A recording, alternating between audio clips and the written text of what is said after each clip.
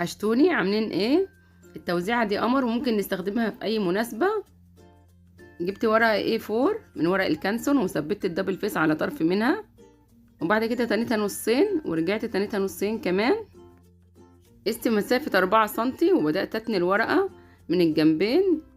هقص الاطراف بزاوية بالشكل ده، هفتحها تبقى معايا بالشكل الجميل ده.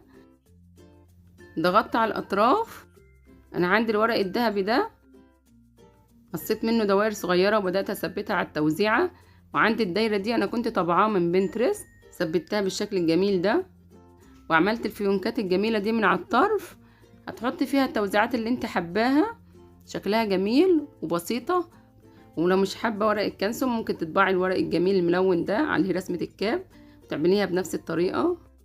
ولو حابين تشوفوا افكار كتير على القناة ياريت تنوروني وتشتركوا وتدعموني باللايك. جزاكم الله الخير.